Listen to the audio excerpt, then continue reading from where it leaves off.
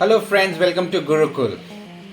क्या आपने कभी सोचा है कि आपके पैरों के नीचे जमीन के अंदर कुछ ऐसे फिनोमेनास काम कर रहे हैं जो पूरे शहर को हिला सकते हैं, सुनामी पैदा कर सकते हैं या माउंटेन्स रीशेप कर सकते हैं। क्या आपने कभी सोचा है कि दुनिया के कुछ हिस्से में, जैसे कि जापान में या फिर चिली में, इतनी ज्यादा अर्थक्वेक्स या सुनामीज क्यों होती हैं? इसका जवाब छुपा है एक वेरी फैसिनेटिंग नेचुरल फोर्स में, जिसकी वजह से अर्थक्वेक्स आते हैं। हम बात कर रहे हैं टेक्टोनिक प्लेट्स की।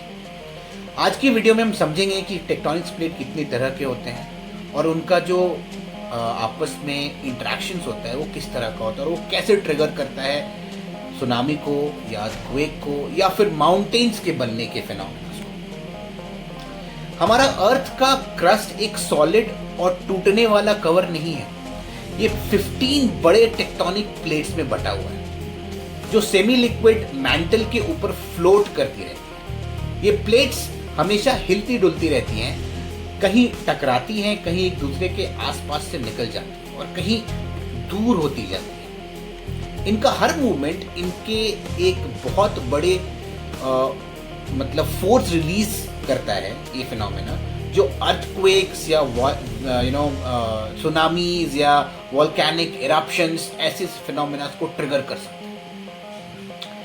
चलिए कुछ मेजर टेक्टोनिक प्लेट्स और उनके रीजन्स पे एक नजर डालते हैं। पैसिफिक प्लेट ये सबसे बड़ी टेक्टोनिक प्लेट है जो पूरे पैसिफिक ओशन को कवर करती है। ये दुनिया के 90% अर्थक्वेक के लिए रिस्पॉन्सिबल है। यहाँ पर एक रिंग ऑफ फायर बनता है, आप वीडियो में देखिए कैसे है। फिर आती है नॉर्थ अमेरिकन प्लेट। ये नॉर्थ अमेरिका से साइबेरिया का को कवर करती है और जो सेंट एंड्रियाज का जो फॉर्मेशन है वो इसने ही ट्रिगर किया है। फिर आता है यूरेशियन प्लेट। ये यूरोप और एशिया को कवर करती है और इसने इस तरह के टेक्टोनिक प्लेट्स ने बहुत सारे माउंटेन रेंजेस को जन्म दिया है।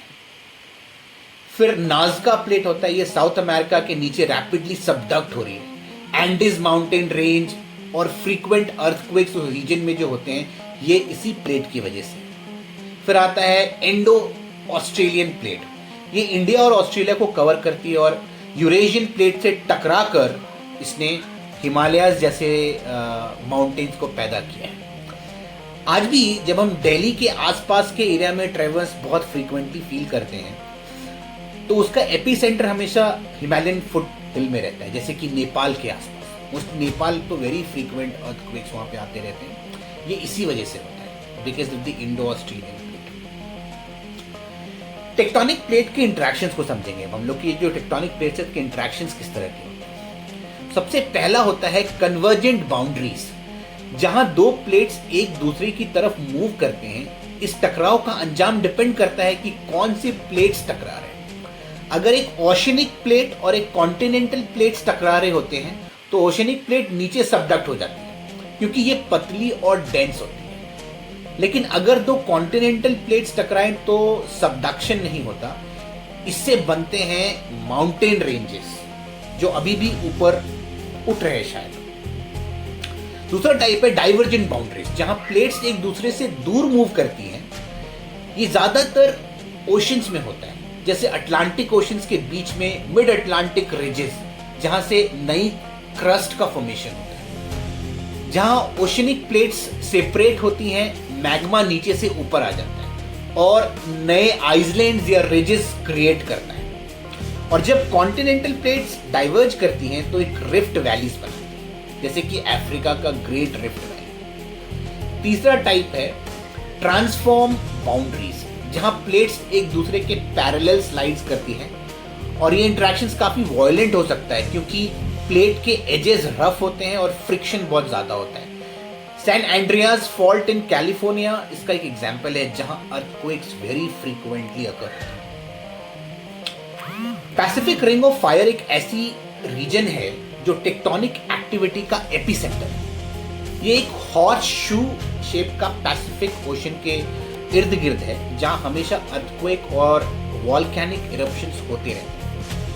जापान, इंडोनेशिया और चिली जैसे देश में जो इसके रिंग पर बैठे हैं उन्हें हर वक्त नेचुरल डिजास्टर का सामना करना पड़ता है। एग्जाम्पल लेंगे जापान का, जो टेक्टोनिक एक्टिविटी के एक एपी सेंटर पे। कारण है कि जितने भी मतलब वहाँ पर जापान के पास ऑलमोस्ट 3 से 4 टेक्टोनिक प्लेट्स का एजेस मिलता है, और उसकी वजह से ये जो है एक एपी सेंटर बनता है। वहाँ पे बहुत फ्रीक्वेंटली मूवमेंट्स होते रहते हैं टेक्टोनिक प्लेट्स के, एंड इंट्रैक्शंस होता रहता है, और इसकी वजह से जापान एक एपी सेंटर बन चुका है। पैसिफिक प्लेट यूरेशियन प्लेट के नीचे सबडक्ट हुई है, और इस प्रोसेस से कई बार सुनामीज भी ट्रिगर होगी, जिसमें सी बेड ने शिफ्ट होकर पानी का एक बड़ा वॉल्यूम डिस्प्लेस कर दिया, तो सुनामी उसकी वजह से।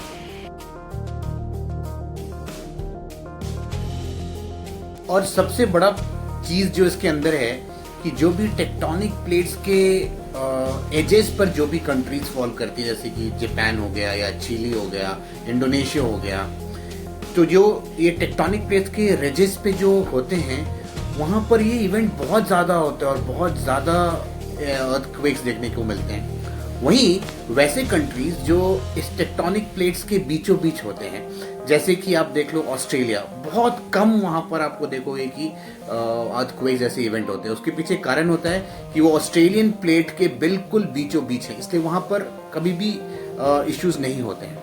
लेकिन जो भी एजेस पर है, जहाँ पर सारे टेक्टोनिक प्लेट्स के एजेस मीट करते हैं, वहाँ पर दोनों प्लेट्स के बीच का टकराव और उनके बीच का इंटरेक्शंस वहाँ पर हमेशा इंस्टेबिलिटी और ऐसे अर्थक्वेक्स को पैदा करता रहता है। तो ये इसके पीछे का एक बड़ा कारण है।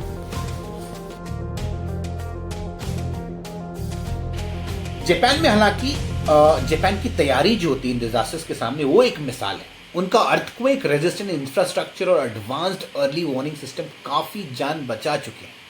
तो इससे ये साबित होता है कि आपके पास अगर disaster management the body is like really well, तो आप इस फ्रीक्वेंट प्रोन एरिया में भी रहने के बावजूद वहाँ पर मैनेजमेंट आसानी से किया सकते हैं। जैसे एग्जाम्पल के तौर पर मैं आपको बताऊँ तो जापान वगैरह में जो बिल्डिंग्स बनती हैं वो मतलब आर्टिस्ट, मतलब आर्किटेक्चरल ये समझ लो कि ब्रिलियंट्स है, क्योंकि वहां पर आप देखोगे ना वो रिजिडली ग्राउंड पर होते ही नहीं, वो फ्लोट कर रहे होते हैं इंस्टेड।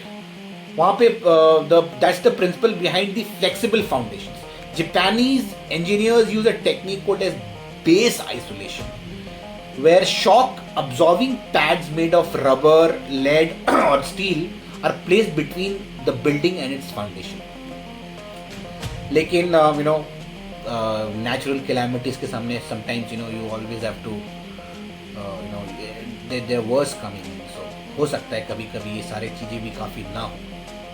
लेकिन एक और बात है, क्लाइमेट चेंज का इफेक्ट एक्सट्रीम वेदर डिजास्टर्स को बढ़ाते हैं पर अर्थक्वेक्स को नहीं। अर्थक्वेक्स को क्लाइमेट चेंज कभी भी अफेक्ट नहीं कर रहा, ये बात ध्यान में रखें। जब भी कोई डिजास्टर होता है तो मिस इन्फॉर्मेशन और अफवाहें जो होते हैं सोशल मीडिया पे बड़ी तेजी से फैलती हैं।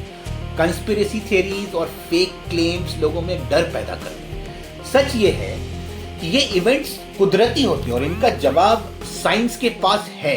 हमें एजुकेशन और अवेयरनेस के जरिए ही इन अफवाहों का सामना करना पड़ेगा।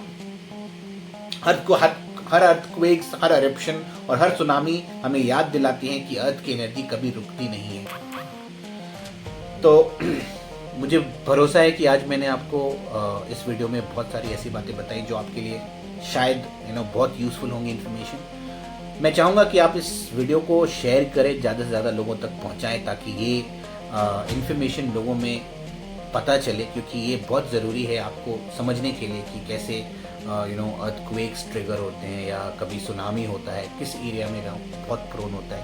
और आप अफवाहों को थोड़ा टाल सकते हैं इससे कि भाई अर्थक्वेक का कारण भाई क्लाइमेट चेंजेस है या global warming, all of that is not related, is all because of what you know now today, right?